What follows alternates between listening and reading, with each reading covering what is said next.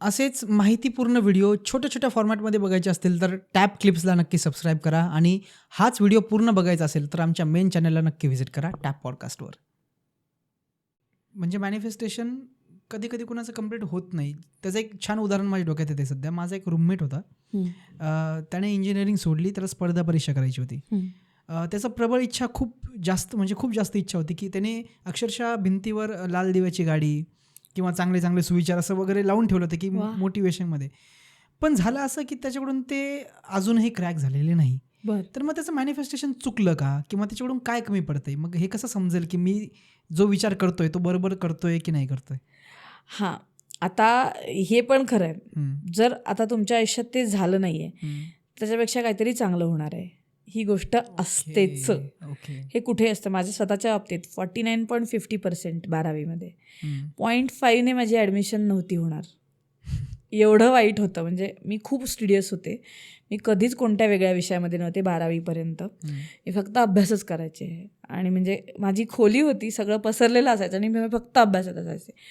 पण एवढ्या एका गोष्टीने माझं आयुष्य बदललं आहे. मला मिळालं इंजिनिअरिंगची ॲडमिशन, मी केलं इंजिनिअरिंग, सगळं झालं, चांगला जॉबही मिळाला, इच्छाशक्तीच्या जोरावर मिळाला. पण कर्मिक डेप्थ्स असतात आपली, कर्म हा एक पार्ट येतो आपला. जेव्हा तुमचं कर्म म्हणजे ते मागच्या जन्मीचं असू शकतं किंवा ह्या जन्मीचं असू, सबकॉन्शियसली DNA मधनं येतं ते सगळं, हे पण आहे. तर त्याच्यामुळे कधी कधी काही गोष्टी होत नाहीत.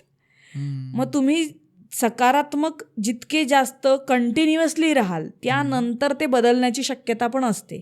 म्हणजे कर्म बदलता येतं का? तर हो, तेही बदलता येतं, पण तुम्ही कसे वागताय ह्याच्यावर आहे ते. अगेन म्हणजे जसं आपण आता डिस्कस केलं, ऑटोबायोग्राफी ऑफ योगी नावाच्या पुस्तकामध्ये ते बदललेलं सांगितलंय. ती रियालिटी आहे. ऑटोबायोग्राफी ऑफ योगी नावाच्या पुस्तकामध्ये ते होऊन गेलेले योगानंद परमहंस, ते मेडिटेशनचे मोठे प्रॅक्टिशनर होते. त्यांच्याच गुरुकडे एक जण होते, त्याला एक शिक्षा म्हणजे त्याचं काहीतरी कर्म होतं ज्यामुळे त्याला काहीतरी होणार होतं. ती शिक्षा त्याच्या गुरुनी स्वतःवर घेतली. म्हणजे काय, लाकडाने स्वतःला इथे जाळून म्हणजे हे जखम करून घेतली आणि त्या शिष्याची शिक्षा त्यांनी स्वतःवर घेतली होती. So this is what Karma is. का तर त्या शिष्यानी त्यांनी जे सांगितलं ते कायम फॉलो केलं होतं पूर्ण आणि तसंच्या तसं केलं होतं. त्याचं फळ म्हणजे दक्षिणा गुरुनेच शिष्याला दिल्यासारखी होती ती.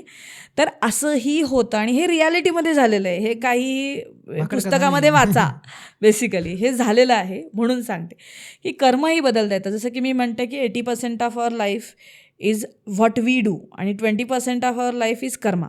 म्हणजे थोडंसं आपल्या हातात नसतंही आयुष्यामध्ये, पण जे नसतं ना ते तुमच्या कर्मानी बदलता येतं, खूप चांगल्या कर्मानी.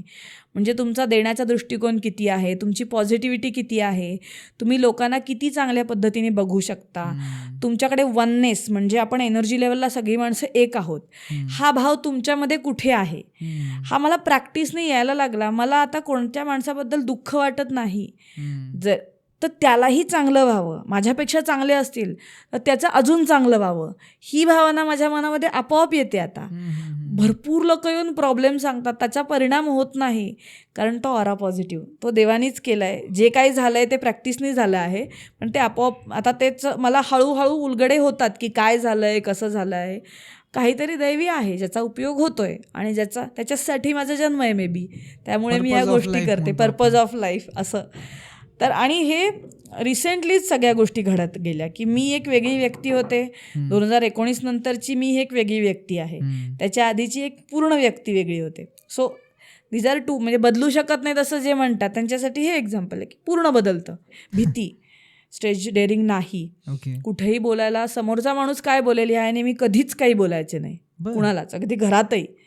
आता माझं माणूस आहे, त्याला जर एक्सपेक्ट आहे मी बोललं पाहिजे, त्याने तुम्हाला कळेल की तुला प्रॉब्लेम काय आहे, तो बोलायला मला भीती वाटायची. समोरचा मला ओपनली सांगते की बाबा तू बोलल्याने प्रॉब्लेम सॉल्व्ह होईल, तरी माझ्या मनात भीती असायची की मी कसं बोलू. हा विषय होता माझा.